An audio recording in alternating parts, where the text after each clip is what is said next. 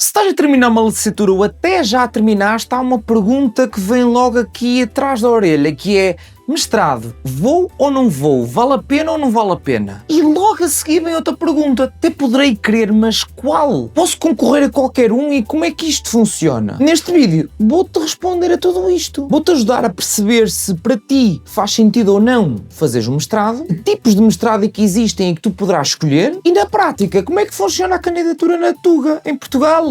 Olá, meu nome é Rafael Vieira e sou aqui o chamado gajo do podcast universitário. Aqui ajudamos futuros e atuais universitários, estudantes, acima de tudo, desde o acesso ao ensino superior, durante o ensino superior e no acesso ao mercado de trabalho. Acima de tudo, tomar decisões informadas. Isso é que é preciso, minha gente, que isto não há cá, ai tal, à toa de qualquer maneira porque é giro. Não, vamos nos informar, portanto, bora lá. A primeira coisa importante é deixar-te logo, não há uma decisão certa ou uma decisão errada. Tu é que sabes da tua vida.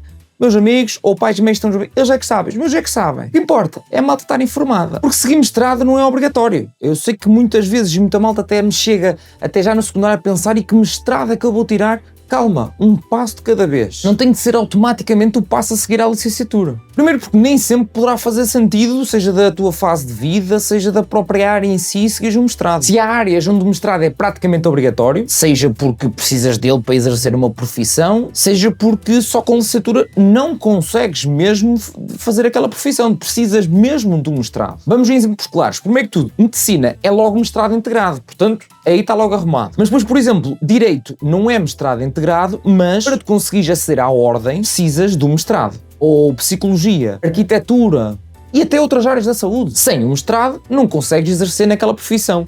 Em específico, ficas técnico disto ou técnico daquilo e não é a mesma coisa. Depois não podes assinar projetos ou não podes exercer a profissão em si que tu tinhas muito provavelmente em mente quando foste para aquela licenciatura. Portanto, a questão é: vale a pena? Nestas situações ficas limitado se não fizeres um mestrado. O que não quer dizer que o tenhas que fazer na mesma, mas para ficar logo pratos limpos, saberes como é que funciona. Depois há a questão que, não é obrigatório, mas pode ajudar a fazer um mestrado. Pode-te ajudar a especializar, a diferenciar, ou seja, a abrir portas mais específicas. Exemplos como a área da gestão, da economia, do marketing, comunicação, multimédia, ciências sociais, engenharias em muitos contextos. Aqui pode ser uma mais-valia, nestes casos, o mestrado, mas primeiro não é o único caminho possível e não é necessariamente necessário.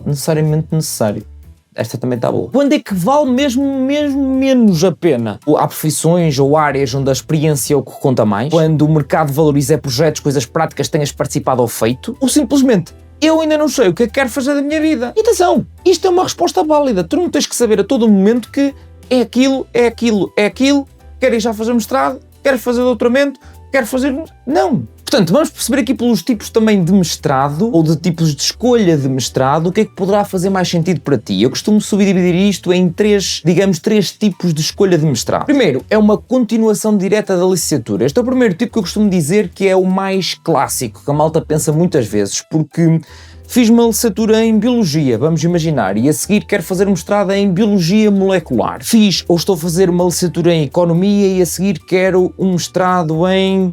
Não sei, nem eu sei. Agora estou a pensar: economia, microeconomia, não sei se isso existe sequer. Licenciatura em Psicologia, a seguir quero um mestrado em Psicologia Clínica. Ou seja, a minha ideia é tu perceberes que é algo mais específico. Começaste por uma coisa mais geral na licenciatura e a seguir é um bocadinho mais específico. Ou seja, continuas na área, mas queres especificar uma coisa que tu achas que gostas mais ou que sabes que gostas mais e queres aquilo. Depois o segundo tipo é basicamente, é o que eu costumo dizer, é o ficar na mesma não ficando na mesma. O que eu quero dizer com isto? Por exemplo, eu teria licenciatura em Engenharia Informática, a seguir ir para um mestrado em Engenharia Informática. Tiraste uma licenciatura em Economia, ficas com o mestrado em Economia.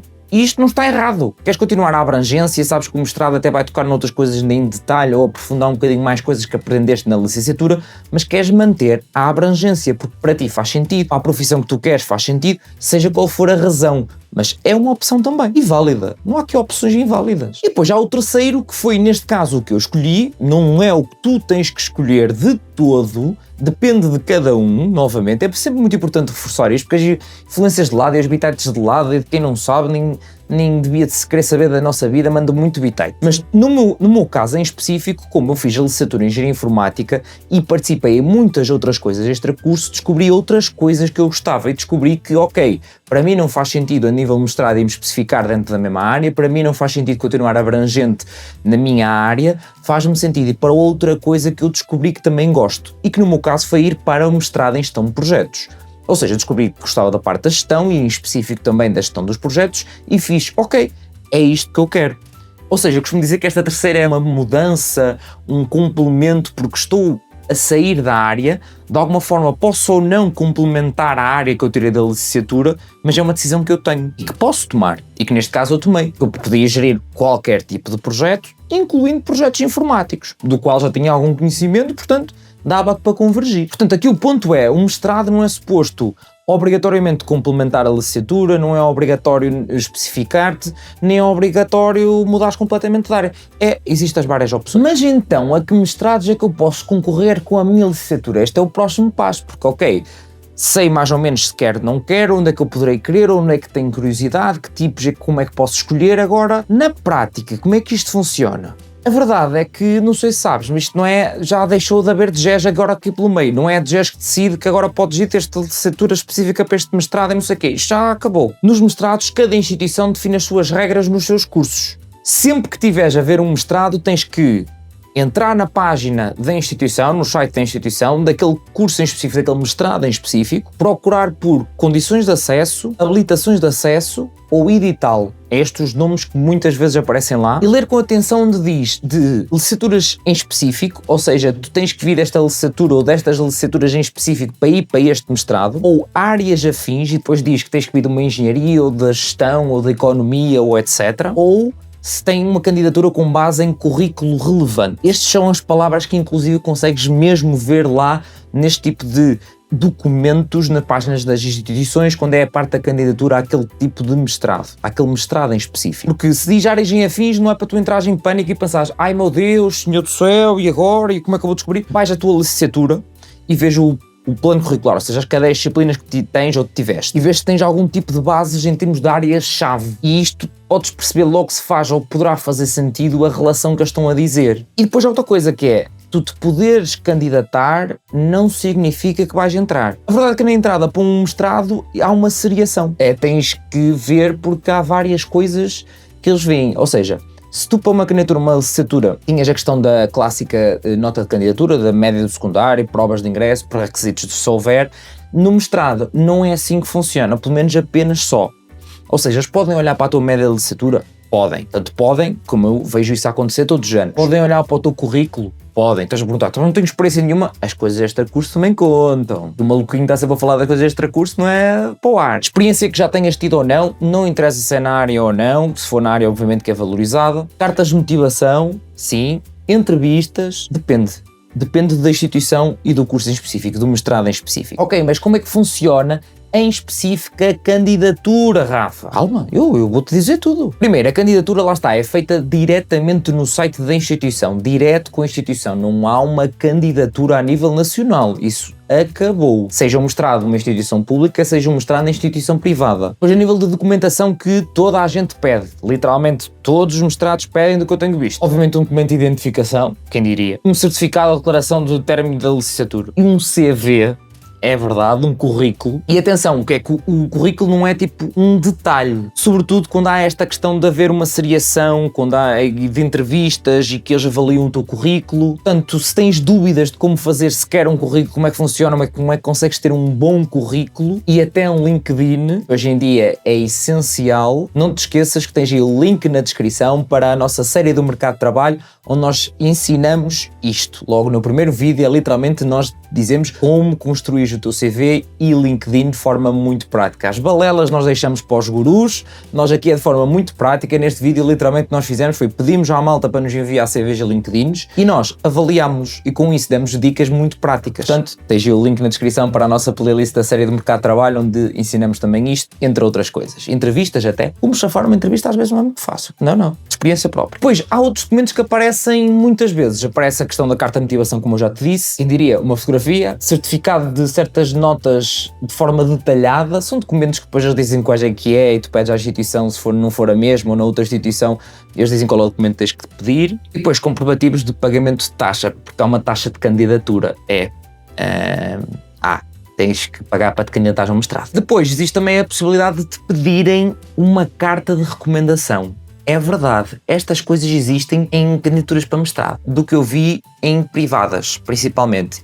Depois, além da questão das entrevistas, podem-te pedir ou não também um portfólio, se forem, por exemplo, em áreas mais criativas, ligadas às artes. É o normal. Depois, há uma coisa que é, ok, mas quando é que normalmente isto acontece? Caso tu não tenhas noção sobre isto, e é para isso que eu cá estou, para te informar, as prazos não têm nada a ver com a candidatura, tipo a licenciatura, nada a ver mesmo. Porque não existe um calendário em específico, lá está, como não há uma candidatura a nível nacional, é específico por instituição, é de tudo um pouco. E quando eu digo tudo um pouco se as universidades públicas que chamam e os politécnicos normalmente começam cedo, podes ver candidaturas mostradas a começar em dezembro. Podem ir até fevereiro e depois fecha essa fase, e depois abre a segunda fase e começa em março e vai até maio e depois fecha essa fase e abre em junho e vai até julho e depois abre uma quinta fase. Isto pode acontecer em todas, privadas e públicas. A cena é que normalmente as universidades públicas começam mais cedo, depois começam os politécnicos públicos, as privadas é all over the place. Moral da história é começar a ver. Já para tu estás atento a isso, porque depois podes perder um bocadinho nos prazos. Atenção a uma coisa, se calhar estás a preocupar, então mas espera aí, eu estou a terminar a licenciatura e a licenciatura eu só consigo terminá-la, ou só é suposto eu terminá-la tipo em junho, em julho, como é que eu vou fazer isto? Há instituições que podem permitir, em certos casos, tu te candidatares sem teres ainda terminado a licenciatura.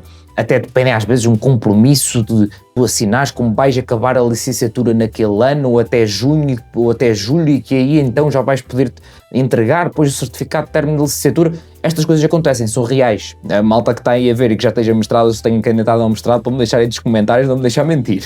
Portanto, é uma questão de ver em específico. Pode às vezes não dar, ou então só te consegues candidatar numa fase seguinte, uma fase tardia, que depois depende do número de vagas dessas coisas. Ou seja, quando digo uma fase tardia para candidaturas a mestrados, setembro é uma fase tardia, setembro ou outubro. Portanto, erros comuns que eu vejo da malta a cometer em relação a isto, não é esta questão dos editais e das condições específicas, e depois eu tipo, então mas eu nem sequer me posso candidatar a isto, então mas já passou as fases todas de candidatura, o que é que aconteceu? Depois é candidatar-se a tudo, a ver se dá, e esquece que paga-se e que há condições específicas. Escrevem cartas de motivação genéricas iguais para toda a gente. Isto nem para um emprego, para um mestrado aplica-se a mesma coisa. Vale é que nós temos aqui a série de mercado de trabalho, a gente ajuda nisso também. E depois, lá está, perdem os prazos porque acham que sou pronto. Eu terminei a licenciatura, eu daqui a um mesito eu começo a ver os mestrados e depois já passou todas as fases de candidatura possíveis e imaginárias. Portanto, o mais importante que eu quero que tires deste vídeo não é eu tenho que escolher um mestrado, eu tenho que ir para um mestrado e tem que ser este em específico e apenas que toda a gente está-me a dizer e que tem que ser da minha área na mesma e tenho que ter tudo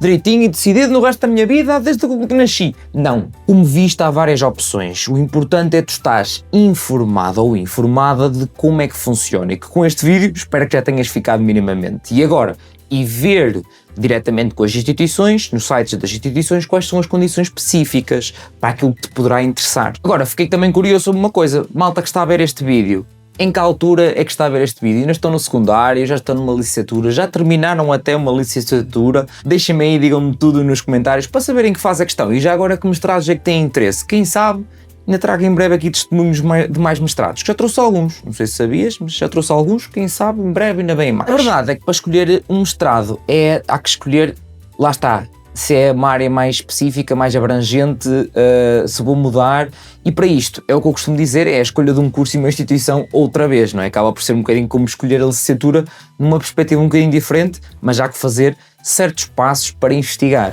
E para isso é que eu fiz este vídeo aqui, onde te ajuda a escolher um curso e uma instituição com método, em condições não à toa. Vai lá ver.